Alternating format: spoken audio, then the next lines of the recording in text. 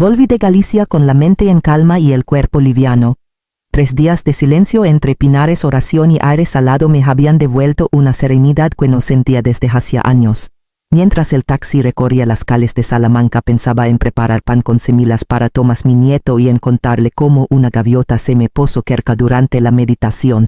Llevaba conmigo una bolsa de dulces artesanales para él y una piedra talada que me había parecido perfecta para colocar en el jardín entre los lirios. Pero al doblar la esquina de mi calle algo se tensó en el pecho.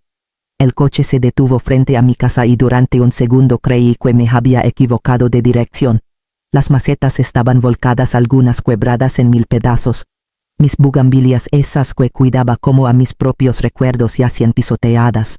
Una montana desordenada de ropa, cajas y álbumes sobresalía del césped.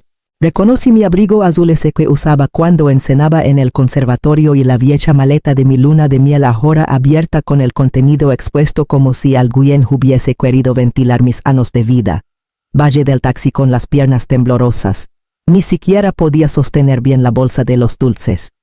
Me acerqué paso a paso con el corazón martillando en el pecho. Y allí estaba, pegada con cinta adhesiva en la puerta principal, escrita con esa letra que yo misma le ayudé a formar cuando era niño, una nota. Lo siento, mamá, los padres de Ainhoa se mudarán. Ya no hay espacio para ti, gracias por todo. El mundo se me fue de lado. Tuve que agarrarme a la verja para no caer. No entendía, no quería entender. Levanté la mano, golpeé suavemente la puerta, luego más fuerte. Escuché pasos y por un instante ingenuo esperé una sonrisa, una explicación, un malentendido. La puerta se entreabrió apenas. Iván apareció con los ojos vacíos y la mandíbula tensa. No dijo nada. Ainhoa se asomó por detrás. Me miró como si fuera un estorbo olvidado. La puerta se cerró sin más y el clic del querollo retumbó dentro de mi estómago. Me quedé allí de pie entre mis cosas y el silencio, como si toda mi historia hubiese sido empullada fuera con una escoba. Caminé hacia la acera arrastrando mi pequeña maleta sin saber muy bien a dónde ir, solo sabiendo que ya no podía quedarme. Me senté en un banco del Parque de los Jesuitas con la maleta apoyada a un lado y la bolsa de dulces aún entre las manos. El papel de la nota seguía doblado dentro del bolsillo de mi abrigo, pero lo sentía como si me lo hubieran grapado al pecho. No hacía frío, pero temblaba. No de clima, sino de algo más profundo, más viejo. Me quedé inmóvil durante un buen rato mirando sin ver a la gente que pasaba, a los niños que corrían con balones, a los perros que olfateaban arbustos. Yo no tenía a dónde ir, pero tampoco ganas de llorar. En algún punto me apoyé hacia atrás y cerré los ojos. Mi mente fue llenándose de imágenes, los fines de semana que rechaché por quedarme a cuidar a Tomás cuando Ainhoa tenía migranas o compromisos importantes. Los viajes a Marruecos o Lisboa que pospuse una y otra vez porque Iván necesitaba apoyo económico. Los C48000 que transferí desde mi cuenta de ahorros para que él saliera de esa deuda absurda con la constructora que quebró. También recordé las veces en que Ainhoa criticó la decoración de la casa que tanto amaba y cómo Iván nunca la defendió. Los domingos en que cocinaba paella y nadie se sentaba conmigo a comer porque preferían pedir comida a domicilio y encerrarse con el televisor. Yo lo justificaba todo. Pensaba que era parte de ser madre, de ser abuela, de ser útil, y sin embargo allí estaba, fuera de mi propia casa, en un banco con una maleta y un sobre de dulces que ya no tenía a quien entregar. No lloré, no podía. Era como si mi cuerpo supiera que las lágrimas ya no iban a salvarme de nada. Solo respiré hondo como me enseñaron en el retiro y traté de no pensar en que nadie me llamaría esa noche para saber si estaba bien. Me levanté con lentitud, recogí mis cosas y caminé sin rumbo hasta que mis pasos me llevaron frente a una pequeña puerta metálica con una cerradura antigua que aún recordaba cómo abrir. No fue casualidad que mis pasos me llevaran hasta allí. En el fondo mi cuerpo sabía a dónde ir antes que mi cabeza lo aceptara. El estudio estaba escondido en una callejuela detrás del conservatorio donde di clases durante 30 años. Lo había alquilado hace más de una década cuando mi marido aún vivía, como un pequeño refugio donde podía ensayar en paz, componer o simplemente estar sola sin tener que pedir permiso. Nadie en casa lo sabía, era mi rincón secreto, mi válvula de escape. Y durante muchos años no lo necesité. Saqué las llaves del fondo del monedero donde seguían colgadas de un llavero en forma de clave de sol. Dudé un segundo temiendo que la cerradura se hubiera oxidado o que algo me impidiera entrar, pero giró sin resistencia. El mismo sonido seco, el mismo crujido de madera hinchada. Empujé la puerta y me recibió un olor a polvo antiguo, a madera envejecida, a soledad no hostil. El espacio era diminuto, apenas una cama individual contra la pared, un escritorio de roble que yacojeaba y una pequeña cocineta con una hornilla oxidada. Las cortinas estaban cerradas, la luz era tenue, pero no me importó. Cerré la puerta detrás de mí, apoyé la frente en ella unos segundos dejando que el silencio me envolviera como una manta. No encendí la luz, no lavé nada. Me quité los zapatos, dejé la maleta en el suelo y me acosté vestida sobre el colchón. La tela olía a años sin uso, pero era un olor mío antiguo, sin boques encima, sin exigencias. Cerré los ojos sin miedo a que alguien me lamara. Nadie me necesitaba, nadie me esperaba. Por primera vez en mucho tiempo eso no era una tragedia sino un descanso. Me dormí sin lágrimas ni sobresaltos, con una extraña paz creciendo muy despacio en el pecho. Al despertar horas después abrí las cortinas con manos temblorosas y observé la ciudad sin mí. Fue entonces cuando mi teléfono vibró con un número que no esperaba. La mañana siguiente caminé sin rumbo por las calles estrechas del barrio, todavía con la sensación de haber despertado en un mundo que ya no me pertenecía. No sabía si estaba buscando respuestas o simplemente evitando pensar. El cielo estaba nublado, el aire olía a pan recién hecho y los sonidos cotidianos de Salamanca seguían adelante sin notarme. Me detuve frente a la panadería de siempre con intención de entrar por costumbre más que por hambre cuando escuché una voz conocida que pronunciaba mi nombre. Me giré y allí estaba Dona Remedios con su pelo recogido y su bolso de tela colgado del brazo igual que siempre.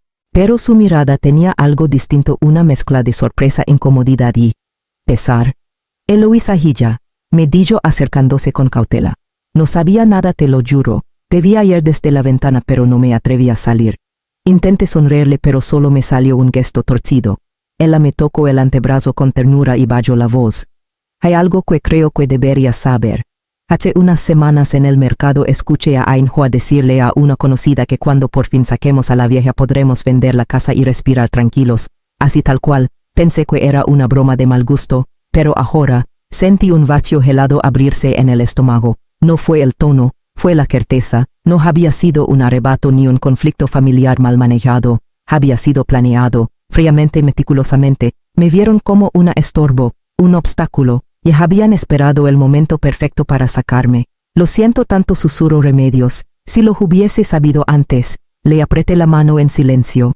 No tenía sentido buscar culpables afuera. La verdad ya estaba servida. Yo me la había negado durante años por no querer mirar bien a quienes había criado, por aferrarme a una idea de familia que ya no existía.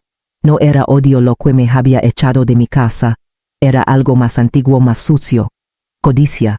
Me despedí de Remedios con un abrazo rápido y crucé la calle con la mente girando. Tenía que volver al estudio. Había una caja con documentos que no abría desde que murió Álvaro. Volví al estudio con el corazón acelerado, pero no por miedo sino por una necesidad urgente, como si una voz antigua me empujara desde dentro.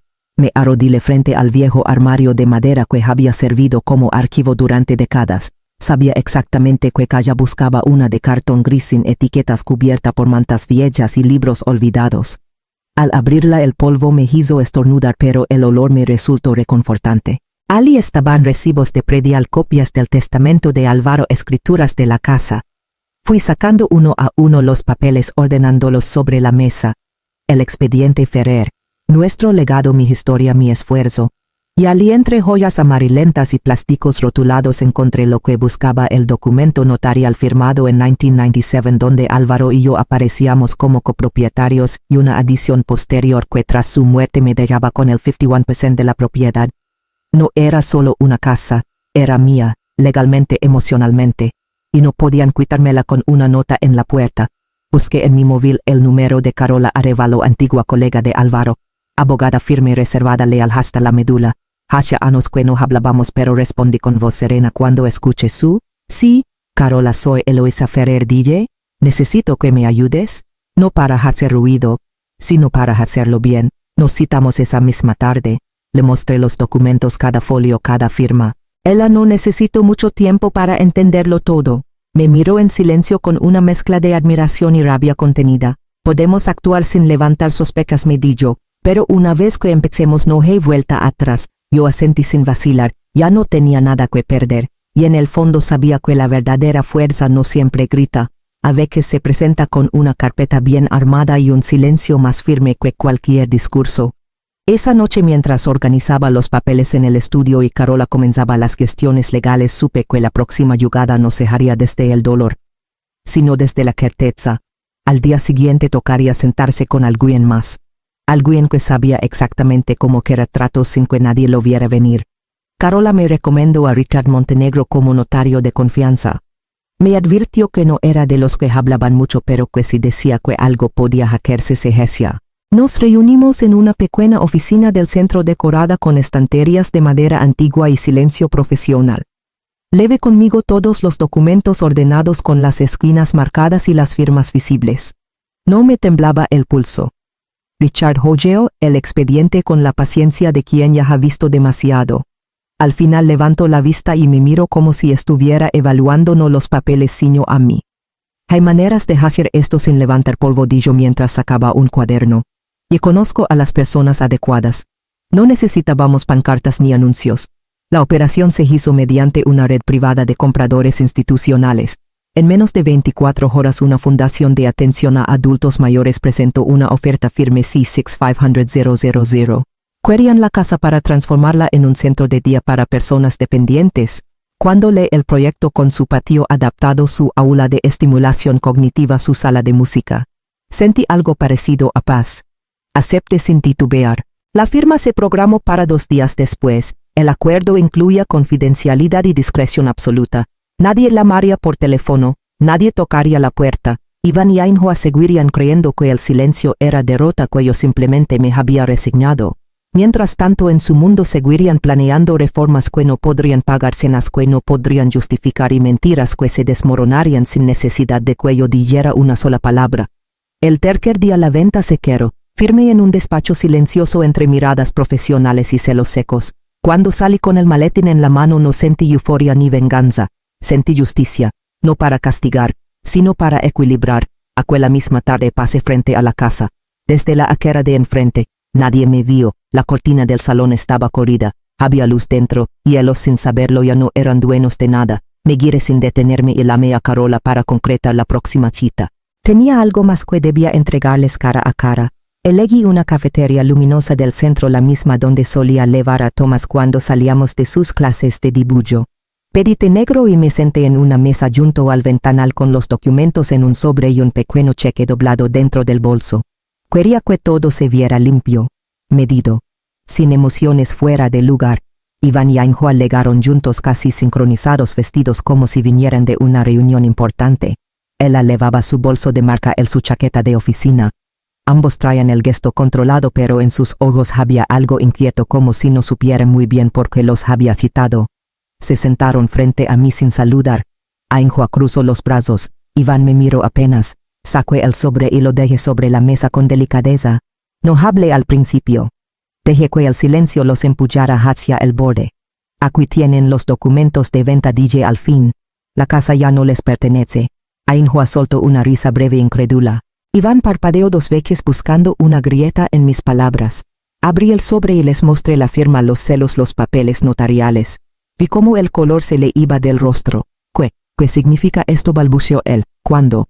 Hace 3 días, responde. Todo legal, todo en orden.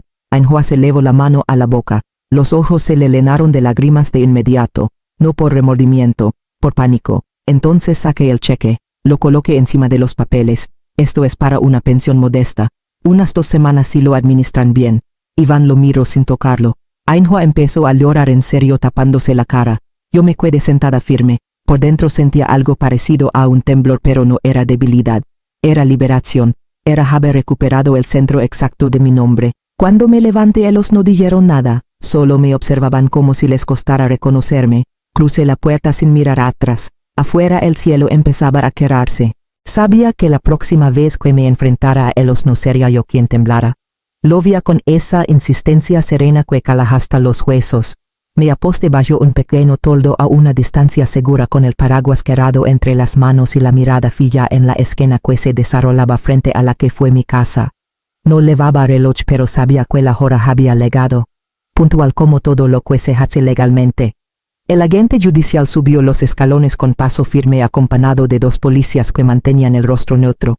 Tocó la puerta con la misma calma con la que alguien confirmaría una reservación. Al poco rato Iván abrió. Lo vi palidecer desde donde estaba. Sus labios se movieron pero no emitieron sonido.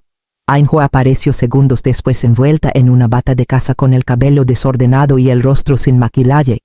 Parecía más joven así pero también más frágil. El agente leyó la orden en voz alta. Cada palabra, cada cláusula, cada firma. Las reglas estaban claras: 30 días para desocupar la propiedad que ya no les pertenecía, la propiedad que ahora serviría para cuidar a otros que como yo habían sido olvidados. Iván intentó argumentar, levantar la voz, exigir explicaciones que no existían, pero los papeles no temblaban como él. La oficial de policía le entregó el sobre con las copias notariales. Ainhoa, al escucharlo, se dejó caer en las escaleras sosteniéndose de la barandilla como si el suelo hubiera desaparecido. Los vecinos comenzaron a salir poco a poco, paraguas en mano, asomándose desde los porches. Reconocí a doña Remedios, que cruzó los brazos con el gesto de quien ya lo sabía. Otras caras murmuraban. Algunas grababan. No me moví. No necesitaba hacerlo. Cada gota de esa lluvia parecía borrar lo que un día me hizo calar. No dije una palabra. No di un paso. Solo los vi recibir lo que sembraron. La justicia no siempre grita. A veces llega con uniforme, con papeles y con testigos calados bajo paraguas. Cuando la puerta se cerró tras el agente, respiré hondo y di media vuelta. Aún me quedaba una última decisión por tomar y esta vez sería la más definitiva de todas. Volví al estudio con pasos tranquilos como quien regresa al único lugar donde nada duele. Dejé el paraguas escurriendo en la entrada y me senté frente a la mesa donde esperaba paciente la colcha que había empezado hace tantos años. Aquella pieza tenía retazos de camisetas viejas de Tomás, pañuelos de Álvaro y trozos de cortinas que un día decoraron mi cocina. Cada puntada tenía historia, y ahora tenía un nuevo propósito: rematarlo inconcluso. El teléfono no dejaba de vibrar. Iván llamaba, luego mensajes, largos oyentes disfrazados de disculpa. No los leí. Uno a uno los borré con la misma firmeza con la que se cierra una ventana antes de una tormenta, no por rabia, por salud, por cordura. Porque por fin entendí que no todo lo que se rompe merece reparación. Me levanté y fui hasta la pequeña caja fuerte donde guardaba los documentos de la venta. Abrí el sobre con los fondos restantes y saqué una cantidad considerable. Llamé a la fundación local que gestionaba refugios para mujeres mayores en situación de abandono. Les ofrecí una donación anónima de C1-200,000.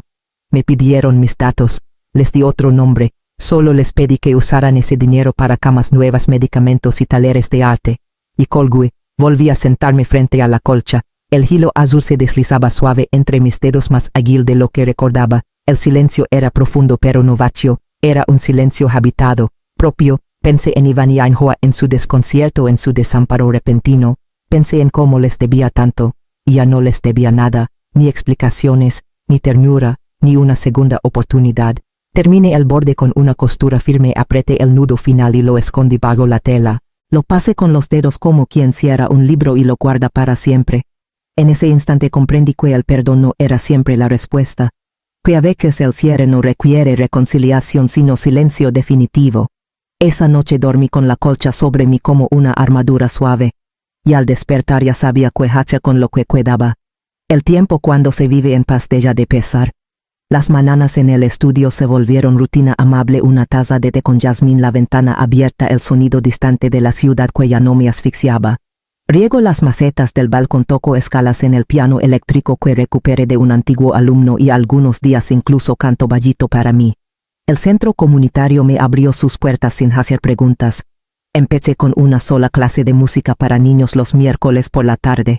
Ahora vengo 3 veces por semana. Me llaman simplemente Eloísa.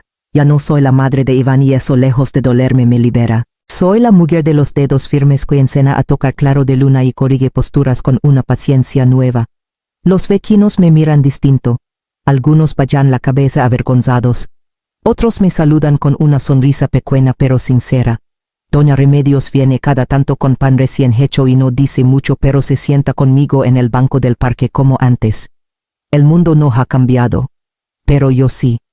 Una tarde encontré una vieja fotografía escondida entre partituras. Iván con 3 años en brazos de Álvaro, ambos riendo frente a la chimenea de la casa que ya no es nuestra. La sostuve un momento entre los dedos. No hubo lágrimas, solo un suspiro hondo largo como quien reconoce un paisaje que ya no duele. Guardé la foto en una caja de madera junto a otras memorias y murmuré casi sin querer, quizás no me extrañen como madre, pero me recordarán como la mujer que dijo basta. Y con eso bastaba. Esa noche cerré las ventanas temprano, me preparé una sopa caliente y dejé el teléfono apagado. Afuera la ciudad seguía su curso, pero dentro de estas paredes no había fantasmas ni culpas. Solo música, gilo y una paz nueva que ya no pienso negociar. Me senté al piano y toqué una melodía sin nombre nacida del momento. Por primera vez en años no sentí que debía nada a nadie. Y entendí por fin que el silencio que había elegido era mi forma más firme de hablar.